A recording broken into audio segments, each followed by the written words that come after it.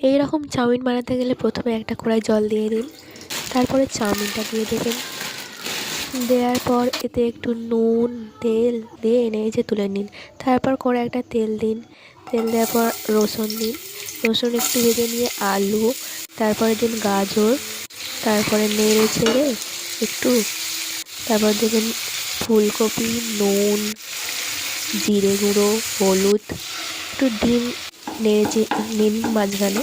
তারপর একটু ভালো করে নেড়ে ছেড়ে তারপরে দিয়ে দিন পেঁয়াজ, লঙ্কা, তারপর সয়া সস, টমেটো সস দিয়ে নেড়ে ছেড়ে চাউমিনটা, সিদ্ধ করা চাউমিনটা দিয়ে দিন। তারপরে নেড়ে ছেড়ে তারপর চাউমিনটা তৈরি করে ফেলুন।